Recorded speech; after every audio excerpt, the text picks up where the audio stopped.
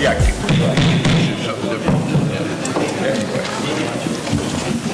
I want to welcome you to the first meeting of this year's board.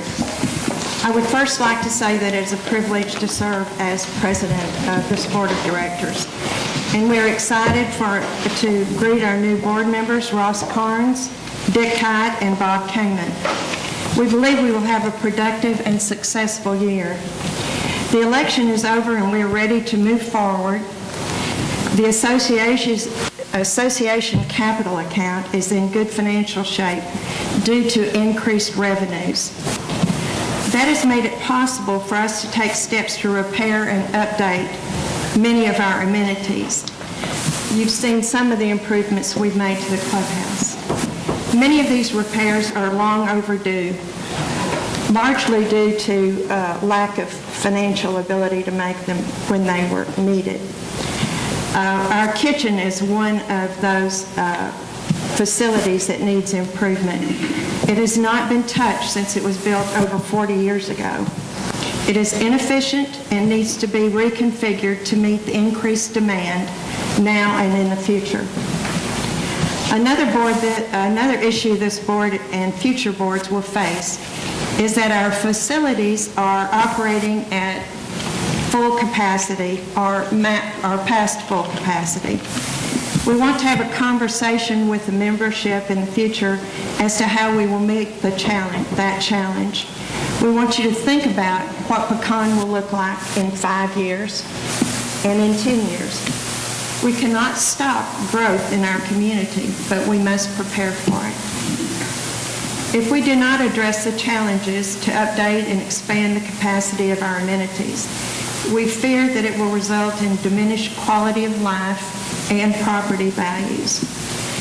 We hope you will accept the challenge and help the board plan for a community that will meet the needs of its residents for many years to come. Thank you. Now it's time for open session. Is there anyone that would like to speak? All right, Bruce, if you'll go to the microphone and state your name.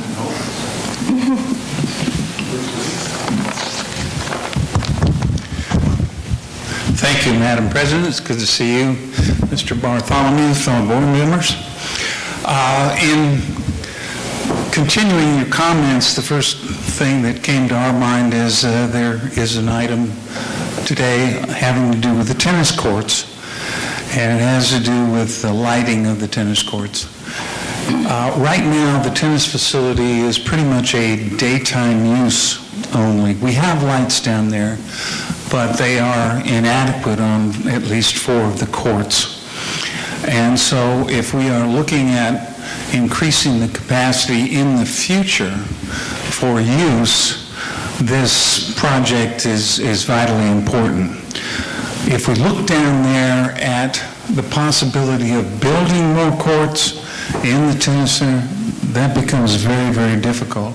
So what we need to do is look at expanding what we have, expanding the hours available. And I know from experience that some of the best tennis, the most fun tennis that you can play is after 9 o'clock. But right now, that's almost impossible with the lighting that we have. So I'm hoping that the board has had ample opportunity to hear from all of the folks who are involved in this, and that you look favorably on this project. And I must say, of the 3 boards that I served on, I don't know if we were as distinguished as you all are, but we could boogie, boogie, boogie, boogie. Thank you so much, Mr. Lockwood. Anyone else? Yes, please. That first step. Congratulations, Mrs. President. It's nice to have you on board, and I'm sure you'll do a great job. I kind of want to endorse some of the comments that Bruce made about the tennis courts. And you said in your opening remarks about how important it is to maintain high level of a facility here at Pecan, and we're in the process of doing that. And if any of you would come down to the tennis courts You don't have to play, but you get on the courts and you'll see that there is a need for improvement in the lighting facility of the tennis courts. And we certainly hope that you'll take this under serious consideration to move in that direction.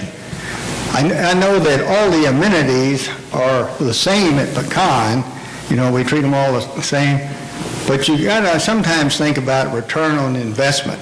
And like Bruce pointed out, if we're able to extend the hours of use of the tennis courts, and people that are not here to make their comments are the ones that would use that facility if it had better lights. So thank you, board, and I appreciate your consideration of this, and I hope we move in the right direction on this. Thank you. Thank you. Yes, please.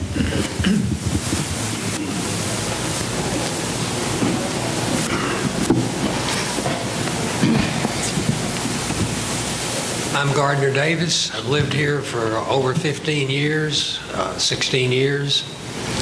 We bought a lot that backs up to the pond, below the pond on Nutcracker number 7. And the subject I want to speak about is about Orchard 12 and what somebody needs to do to protect the people who buy over there. First, I'm really glad to see the new board, to see that there are some people I know. Congratulations on becoming the president, and thank the good Lord we still have one lady. On the amenities, I was not going to say anything about this, but I will since they were brought up. The amenity, if you want to call it that I have not heard anything about, is our comfort inside the clubhouse. And by that I mean the horrible air conditioning heating that we have. It is and has been for years extremely wasteful of electricity and most uncomfortable. To me, the priority on amenities should be to replace that system with one that is zone cooled and can be controlled. It'll save us money and it'll make us more comfortable, and I'm very sorry I wasn't heard that mentioned. Okay, now on to my subject. As I said, we bought a lot that backs up to the pond, below the pond on Nutcracker number 7. We built there, we wanted to be on a pond. We absolutely love it. We love our house. We love having the pond behind us. We love Pecan. However, from the get-go, our pond would get low. We have a 18-inch pipe that leads from the overflow on the pond on number 7. If they overflow that, it'll flow into our pond. That is really the way our pond gets rain and gets filled, unless there is an extremely heavy rain, which we don't get that often. We've had a problem with the developer on this, allowing our pond to get more than 2 feet low, and I'm speaking vertical feet. They don't do this on the golf course. No, they don't do this on the golf course, and I don't blame them. But we continually have had a problem with that. This year, it was much worse. This year, they did not put any water into our pond from July until February. Believe me, it went down. There is nothing we can do. Orchard 12 is going to get a pond. And those people need to be told that they need to have something in writing that the developer guarantees that their pond will not be down by more than so far unless the ponds on the golf course are down by at least an equal amount. I don't know how to do it. I don't know how you get the word out.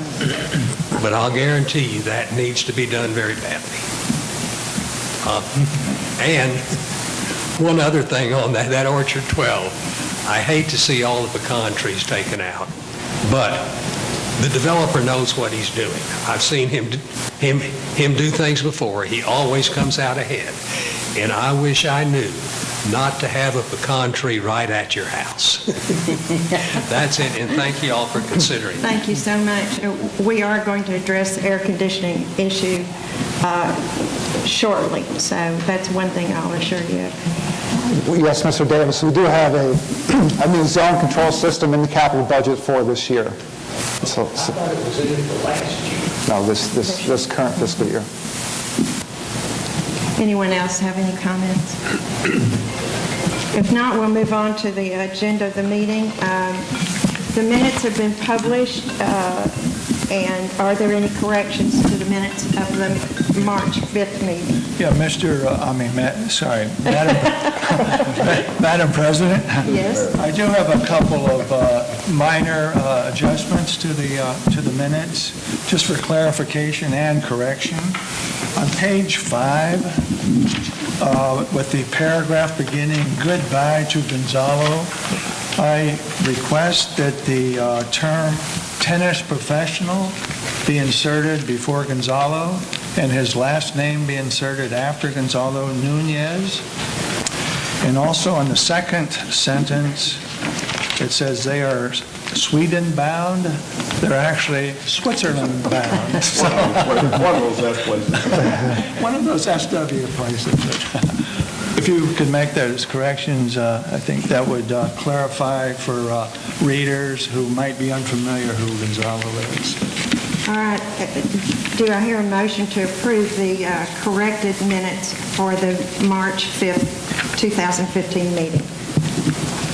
I make a motion that we approve the amended minutes. Thank you. Second? Second. All those in favor say aye. Or raise your right hand. Thank you. All right. Mr. Maurer, you are our treasurer. I'm going to turn the meeting over to you for presentation of the financials. Thank you, Ms. President. Ms. President, Madam President, I have to get it right. Madame, like they say in Thailand. Mr. Bartholomew, would you give us the numbers, please? Thank you, Mr. Treasurer. Mr. Treasurer and Madam President, let's talk about the financials for the month ending February 28th. We are 4 months into our fiscal year. First of all, we're going to look at the revenues. On the left-hand side are the revenues for the month, and on the right-hand side are the revenues year-to-date. So let's go down and see how we did this month. Our operational assessment revenue continues to exceed plan due to the 575 that was added in because of the vote in March of 13. In addition to that, we have 2,959 members now, or +7 year-to-date. Communications, we finished 1,200 hours above our revenue plan for the month. $13,000 in ad revenue for this month, a little bit over, actually $13,600, and $53,000 in total ad revenue on the communications line for our columns year-to-date. And so that's really helping us out. Dale does a great job on the columns, and that is a self-funding publication. Food and beverage, another good month in food and beverage. Our food and beverage revenue was $1,500 ahead of our plan. And year-to-date, we're now $41,000 ahead of our budget, $419,000, and $52,000 ahead of prior year actuals. So food and beverage revenues are going in the right direction. Golf revenue, we had a $5 increase in our trail fee, so you can see the golf revenues are a little bit higher than the budget. That was a non-budgeted item. Year-to-date, the weather earlier in the year both decreased the golf greens fees and cart fees, so we have a $4,900 missed to plan year-to-date on our golf revenues. $5,000 missed to plan in the marina due to a combination of gasoline revenue and our slip revenue. And last year-to-date, we're down $16,000 for those same two reasons.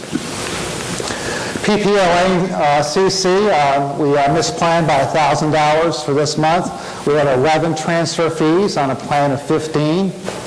Year-to-date, we have 48 transfer fees on a plan of 52. So you see we have a slight missed plan on the OA and CC line. If I can get it right there, $2,800.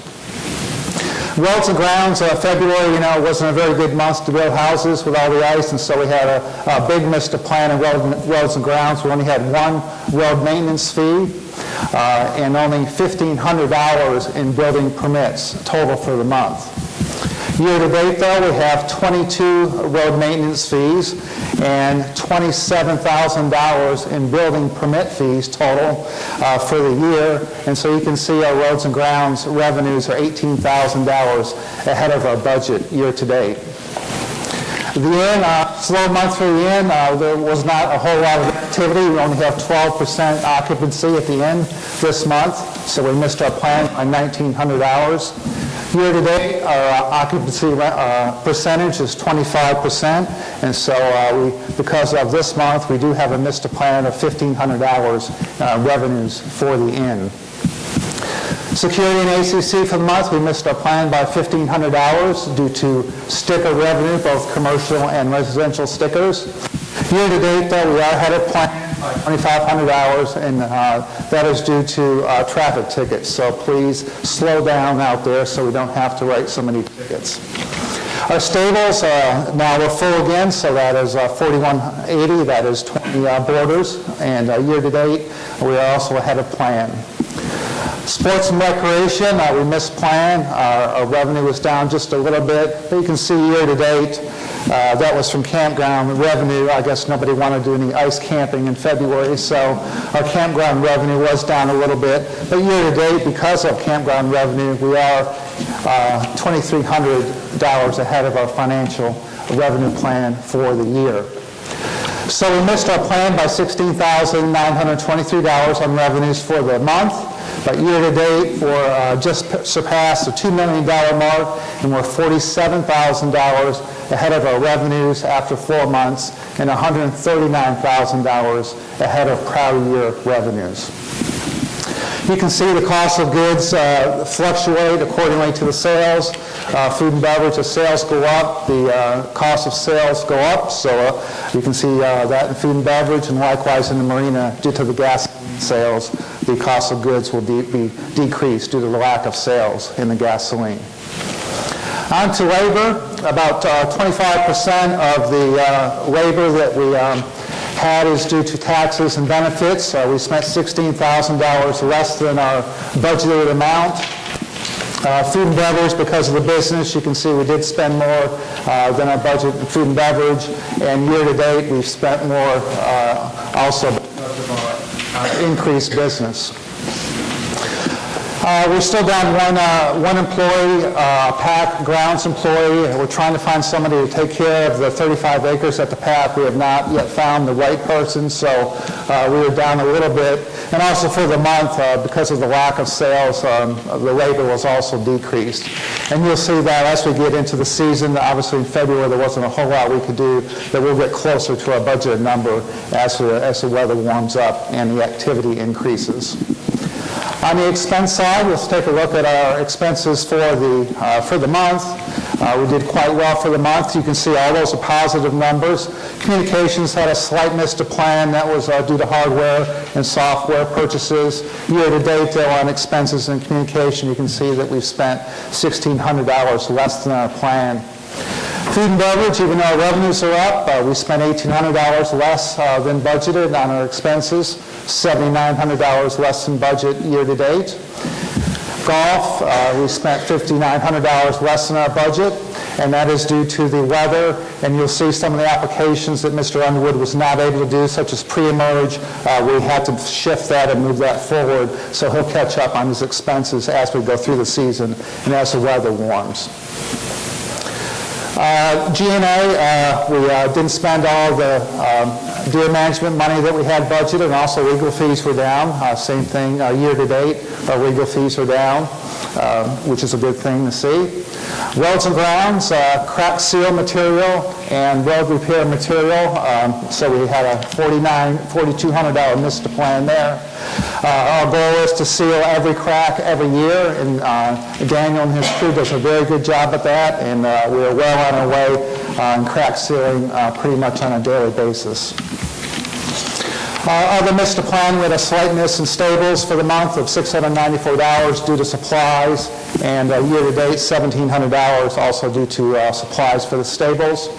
And facilities maintenance, we just had some extra repairs. We did buy a few pool chemicals in preparation of the season, and the rest of it is just building, miscellaneous building repairs, plumbing, HVAC, electrical, for an aging facility, not just this building, but facilities maintenance encompasses every building in the association. So on the expense line for the month, we did spend $20,000 less than our budget, and for the year we spent $103,000 less than our financial plan. So we're doing quite well in expenses, but as I mentioned, we will have to spend some money coming up in the near future. When that's rolled up to the net income line, these are the departmental totals for the month. You can see most of the departments exceeded their plan. Food and beverage actually lost a little bit less, $1,400 less than our plan. And look at the number, it's only $23,000 loss compared to $32,000 last year, so that we've lost $8,800 less in food and beverage than we did last year at this time. Golf, that's a positive number, $10,000. Again, some of that is deferred, and we're $22,000 ahead of our plan year-to-date on golf. We actually made our plan at the marina, but year-to-date we're behind $32,05. Membership services, slight miss to plan, and year-to-date that is election expenses, which were a little bit higher than we budgeted at the beginning of the fiscal year. Roads and grounds, because of what I mentioned earlier, we had a $12,000 miss to plan because of the lack of the building activity. We do have some inventory, some pent-up inventory that I'm sure as spring hits, those numbers will drastically increase. But if you look at year-to-date, we just had a bad month, but year-to-date we're still $40,000 ahead of our roads and grounds budget. So we're doing fine there.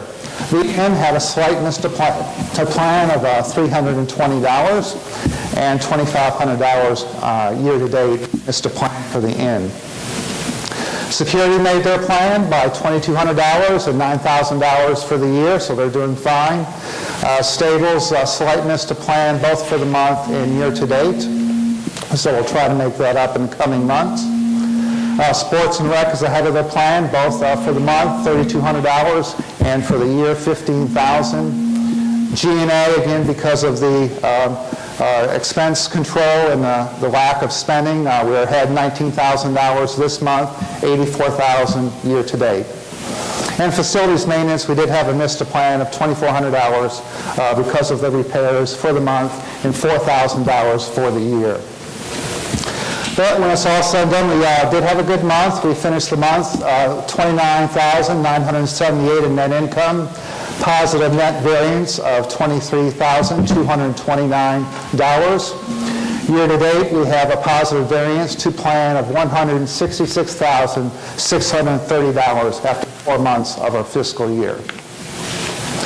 Operating forecast, here we look at our forecast total, 4 months of actual, and then we take our forecasted number for the other 8 months. Compare that to the budget. And the numbers on the right here, here's where we anticipate that each department will end up. All the numbers that you don't see brackets around are positive numbers, so we expect to exceed our plan in roads and grounds, and PPLA and PPCC, or G&A as I sometimes call it. Security and ACC, we expect them to exceed their plan. Communications. Food and beverage, we are anticipating right now, and again, with the kitchen restoration, if that is approved, that may affect this number, but we're looking right now at a loss of $28,000 on a plan to lose $22,000. We lost $57,000 last year, so if we could get close to that number, we're moving in the right direction. And so food and beverage revenues, you can see by the time it's all said and done, we're planning on $1.2 million in food and beverage revenues, which will be the most in the history of the association. We anticipate a slight miss to plan for the inn of $2,500, as we do member services, $1,800. Stables, slight miss to plan also of $1,100. Sports and rec, we expect them to exceed their plan by $1,200. Facilities maintenance, due to our aging facility, we're going to miss plan by approximately $6,000. Pro shop will make their plan by $2,200. And the golf course, again, it's early, and we're going to encourage Mr. Underwood to spend his budget of $613, so that number may change. The forecast is not a stat thing, as we change it every month. And so as we go through the season, if Mr. Underwood needs to spend his full budget, that is certainly within his purview to do so, and we would encourage him to do that. And we expect a $3,000 miss to plan at the marina. When we take it all to the bottom line, by the time the fiscal year ends, again, this is a forecast, $57,000 on a plan of $2,351 for a positive variance of $54,659. Moving along to the capital expenditure report.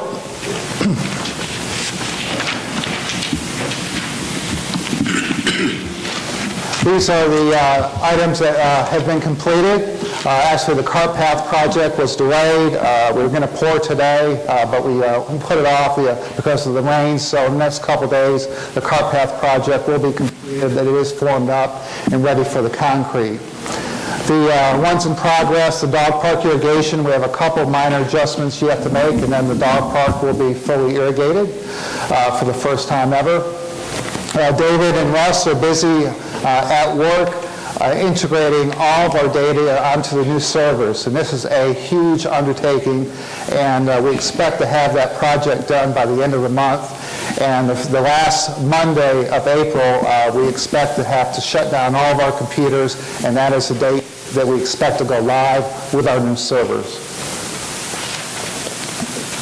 And a big thank you to David and to Russ for that job. That is, we're talking about every day, 8 hours a day they're doing this, and it's a huge undertaking, but it's a much needed replacement of our equipment. Gym dividers have been ordered, not in yet, but as soon as they come in, they will be installed. The kitchen design, that has been started. The kitchen designers came in last week for a 3-day consultation and visit, looking at all areas of operation, talked to a lot of members, talked to a lot of staff members also, and analyzed what we have now and what do we really need to make this kitchen more efficient, and we are waiting the report in about 2 to 3 weeks. Golf course equipment, it is in progress, but it has arrived on the premises, so just in time for the growing season, Mr. Underwood has some much-needed golf course equipment, 2 fairway mowers, an air fryer, and 2 zero-turn mowers, along with 1 more piece of equipment. Roads and grounds equipment, $40,000. We're still looking for a roller. We do a lot of the road repairs ourselves, so that is in progress. When we find the right piece of equipment, we'll purchase it at that time. And your archery range building will be starting within the next 30 days, we hope. The PAC pool fence is being built as we speak, so next time you go by the PAC, you might take a look and see our new fence going up. The capital fund as of February 28th, you can see ending cash balance of $1.9 million. And let's take a look at how we're going to end the year. Capital fund, year-end forecast for 2015, beginning balance of $1.9 million. You can see the total funding. Of course, it comes from 2 sources, $8 a month of your dues every month, and all the initiation fees go into this account, along with the regular interest we get from the CDs that we have. And the marine and loan receivable, we expect the total funding to be $856,000. Total expenditures of $1.584 million for a balance ending 10/31/2015 of $1.1 million in our capital asset reserve fund. A road and drainage fund, again, $19 every monthly dues going to the road and drainage fund. Beginning cash balance of $645,000. We spent $409,000 out of that fund this year, so we have $477,000 as we sit here today. You can see again the beginning cash balance. We expect with the $19 per month, that's what it'll come out to be. Nearly $700,000 every year go into that fund. Fund expenditures are budgeted at $929. It's going to be very difficult to get to all those projects, so we expect the ending cash balance to be $407,920 at the end of our fiscal year, October 31st, 2015. And Mr. Treasurer, Madam President, that concludes my financial report for February 28th, 2015. Thank you, Mr. Bartholomew, and thank you, Mr. Maurer.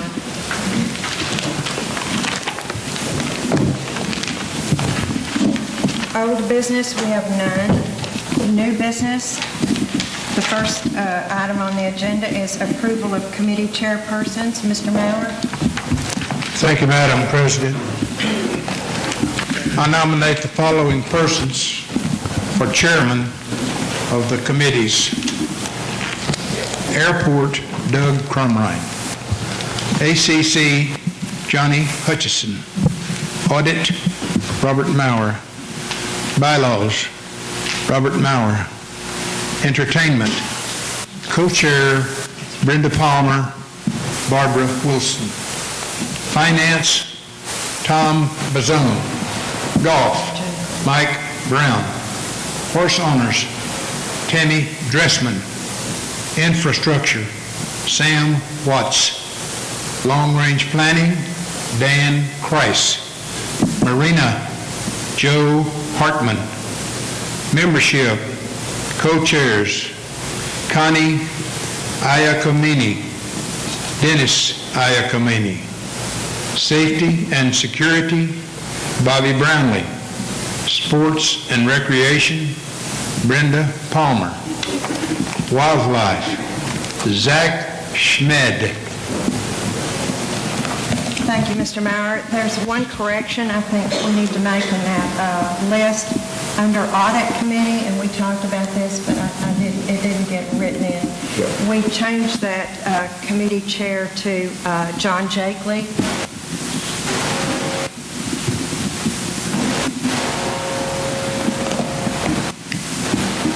I correct my motion. For the Audit Committee, I nominate John Jakely as chair. All right. Thank you, Mr. Maurer. Do I hear a motion to approve the chairs of the committee? Do I hear a second? I'll second the motion. Thank you, Mr. Jakely. All those in favor, raise your right hand. All right, the next item on our agenda is the tennis court lighting. Mr. Kreis? Thank you, Madam President. It gives me a great deal of pleasure to address this issue. Before I make a nomination, I just would like to acknowledge all the tennis players we have in the crowd, and particularly I'd like to thank Mr. Crane and Mr. Lockwood for their remarks. I make a motion that we approve AFE 15-10-13 for the tennis court lighting replacement for a capital cost requirement of $93,000. All right, thank you. Do I hear a second? Second. All right, is there any discussion? Yes, Madam President, yes, I'd like to make a few remarks in addition to those that Mr. Lockwood and Mr. Crane have made. The lighting project is for the upper four courts, courts 1 through 4, and these are the original courts that were placed by the developer before even the turnover. These are some of these are major historic original amenities, and they're a great asset to the community, as witnessed by the users we have participating in our meeting today. These lights the lighting system that we currently have is approximately 40 years old. They were installed about 40 years ago. At the time that they were installed, they were procured from a country club in Fort Worth, who had updated their lighting, so they were it was a used lighting system when we got it. So just doing the math, the lighting system we have is approaching 50 years of age, well outdated and well in need of replacement. And I can attest to the fact that playing at night, it can become a difficult situation for visibility and quite frankly, safety, because of there's dark spots and there's a concentration of light where it should be diffused and dispersed, and it just is not good lighting. The United States Tennis Association has a stratified series of lighting standards, and the lighting standards that we have on courts 5 and 6 down below is a club standard. What we have are substandard recreational lighting, and it's just inadequate for our community, as I stated, the safety and able to play. As Mr. Lockwood had indicated, there's a lot of players that aren't playing because of the condition of the lighting. The project itself consists of replacement of the 13 existing poles plus 8 additional ones. They're going to be reduced in height to replicate the same height, 22-foot height of the poles down at courts 5 and 6, with similar kind of ballast and luminaires. It's going to be metal halide lighting. The lighting design that we're requesting, or the construction we're requesting, is to comply with the lighting design that was performed last year by a professional engineer. We had come in and do a total lighting level study, a photometric study, to see just what the lighting level needs to be. In soliciting the bids, there was a problem became identified, and that is with the major power source feeding the lighting. The lighting power, as it presently stands, is not adequate to serve the new lights. Further, as Mr. Lockwood had indicated, we're looking at the future for future development of the whole complex, and certainly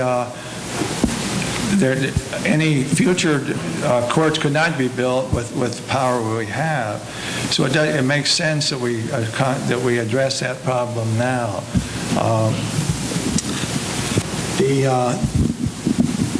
There were 7 bidders that Mr. Casterland solicited to get bids from, and he had some difficulty getting them.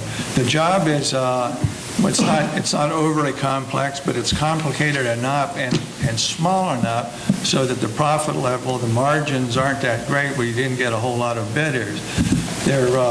We had one bidder that came in a timely fashion that happens to be the low bidder, and he's the Dobbs. He's the contractor that constructed our 6th court several years ago, or a few years ago, about five years ago. We recently, I guess just today, I believe, we got one of the other bidders to submit a price, and well in excess of the low bid that we got from Dobbs. The price that came in today was total price was $116,000 versus the $93,000 that we have from Dobbs. And that doesn't even include the main power station. $60,000 more. It's $180,000 total. $180,000. I guess that's quite a significant difference in price.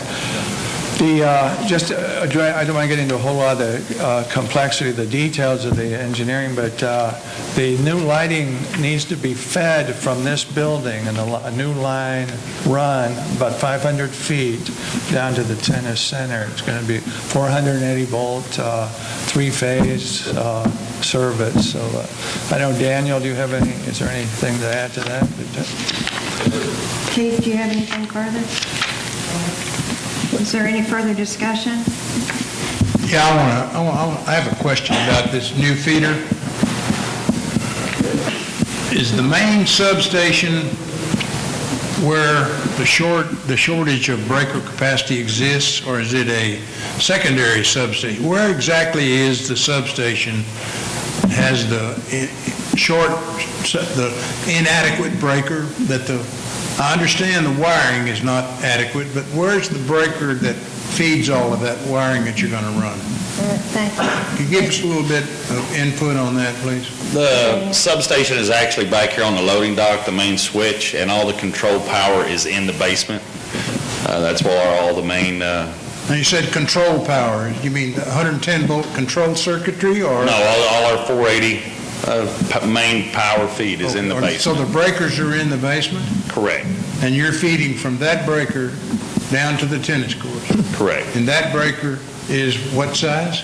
Right now, it's 150 amp. 150 amp. And Right. you need, for this new lighting? Of 175. You need another 25 amps. 25, okay. Correct. And it's the same voltage, though?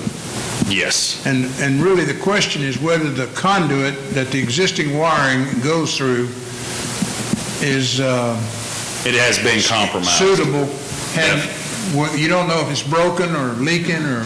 Well, it's definitely been compromised. It is holding moisture, and it has been broken in a few places, and the line, of course, is in bad shape. Okay, as so well. we're talking about replacing not only the main breaker and the wiring, but the conduit, and then all of the light fixtures at the end of the power. Correct. Is there a substation down or a breaker down at the tennis court for each light? Yes, there'll be an entire panel. Does each court Correct. have its own breaker? Correct. So you can turn on one if you need it? Yes. Okay. Thank you, Mr. Maurer. Any other questions for Daniel? That's all I had. Thank you. If there's no further discussion, then I'm going to ask for a vote. All those in favor of approving AFE 15-10-12, please raise your right hand. I'm sorry. Was that the right number? No, 15-10-13. Please raise your right hand. All right, the measure passes. The next item on our agenda is a request for approval of AFE 15-10-12 for pool deck resurfacing. Dave? Yeah. Thank you, Madam President. I move for the board to approve project AFE 15-10-12 in the amount of total capital required of $33,500. Right, do I hear a second? I'll second. Thank you, Mr. Jacob. Is there any discussion? Yes. I have a couple of additional comments that will give you some information about the clubhouse deck resurfacing. The packed pool deck coating is failing and requires a complete scarifying, refurface, and mastic replacement. The clubhouse pool deck coating requires crack repair, patching, color top coat, and mastic replacement. It is recommended that the pool deck coatings in a commercial setting be scheduled for replacement, rejuvenation every 5 years. And Keith, are you here? When was the last time we repaired that? We're in a 5 to 7 year cycle, is that right? It's past, it's way past that. Okay. Yeah, we're well past that, because I think the packed pool might be at 6 years. I think it's been open. And this was done, I think, before that, a couple of years before. Janice, do you remember one? It was when Mitch was here a couple of years, before it was when they did the total, I don't know. It was probably more like 8 to 9 years on this deck out here. It'd be my best guess on that. Is this something that's analyzed in our asset plan? It is something, okay. And it has come up maybe before, and we've pushed it out. Yeah, usually we'll push it on out. I mean, they recommend, just depending on what kind of damage ends up happening, because the cool deck coating is a cementitious-based acrylic product added on top to cool the deck and decorative and cover all cracks and patches.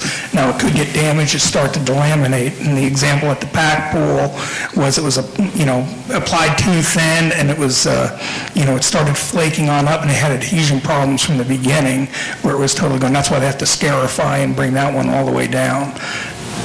Okay.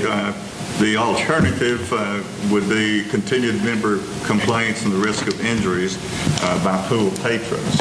Have we had any instances of injuries? Oh, yeah. Okay. Yeah. You've had cut feet. I mean, if anybody had been using this pool the last couple of years, they would have seen orange cones on the deck. I was stuck placing cones over patches that delaminate, because that stuff can get as sharp as a razor blade when it starts to lift on up and come up. And then you also have all the mastic that needs to be replacing, and that just causes more damage because the mastic keeps the water from seeping on down and lifting up even more. And we have places where the mastic is totally falling apart. Okay. Thank you, Mr. Castro. Let me ask a question. I grew up in Beaumont. We had the City of Beaumont swimming pool that I went to in Magnolia Park. And all around the outside of that pool was a poured concrete deck. Why do we have a coating on a deck instead of just a plain poured concrete deck? Well, in the case of this one, there was a lot of cracks even in the concrete and all that stuff where they had to put the patching down and to cover it. And for the most part, it's for the comfort of the patrons. In the majority of places, you'll find the deck coating just because it'll drop the surface temperature enough that it doesn't burn your feet on there. I have personal experience with burned feet. I agree. Thank you very much. Thank you.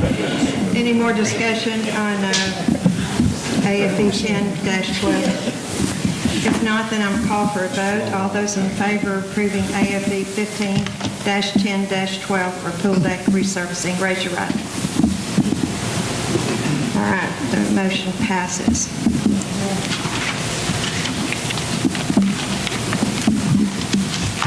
The next item on our agenda is a committee management recommendation that requires board approval. Dr. Kamen? Madam President, I move approval for PL-15-02-001, which is the change in wording to simplify, I think, strengthen and clarify the policy. And as well in my motion, I would like to make the grammatical corrections that we pointed out last week to change just some of the minor wording as reflected in the new text. All right. Do I hear a second to the motion? Madam Chairman, actually the document that's going to be acted on is not PL. It's DCR, which stands for Document Change Request, -PL-15-02-001. And it's okay for the board to vote on a policy, but they need to vote on the DCR to follow the DCR procedure. So I second it on the basis that we're voting on the DCR. Thank you. All right. Any discussion regarding to this policy change? If not, then I call for a vote. All those in favor of approving DCR-PL-15-02-001, I'm sorry. Thank you. You know, there is a difference between an O and a zero. And I forgot. I said O all day. Zero. We don't have O's on our adding machine. All those in favor, raise your right hand. All right, that measure passes. Thank you very much. Now, Mr. Bartholomew, it's time for your management report. Thank you, Madam President. I thought I'd start off with a wildlife management update. Each year in August, the Wildlife Committee does a deer census. They go out on 3 consecutive weeks to get an estimated deer count.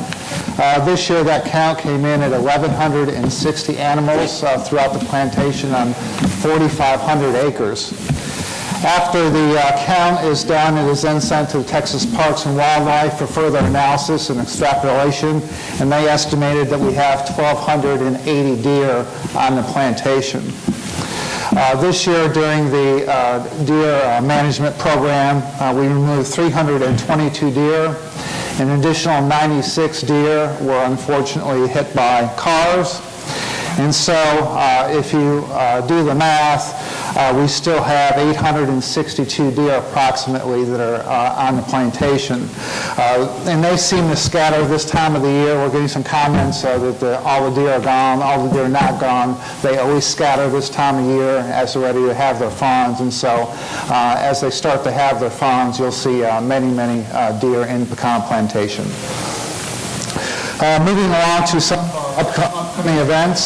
First of all, this Saturday, one of our big traditions, the kids' Easter egg hunt.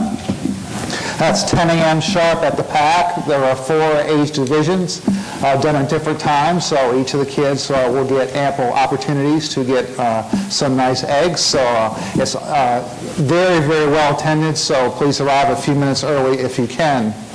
Our Easter buffet is this Sunday. We are already approaching 500 people coming this Saturday or this Sunday. We have a big event planned. Chef Thomas and his staff have a wide variety of delicious foods for you and your family to enjoy.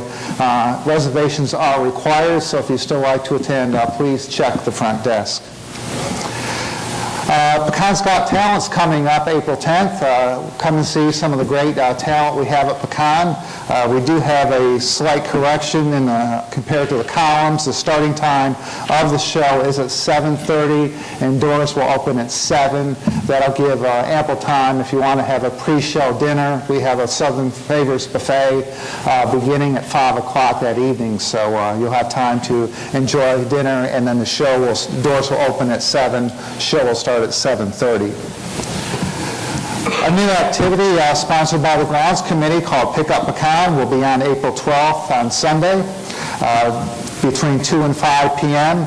Come by the PAC at 2 o'clock and pick up a trash bag and information and area assignments, and then return at 5 o'clock for ice cream sundaes. And so please help keep Pecan beautiful and join us on April 12th for our first, but we hope the annual Pick Up Pecan.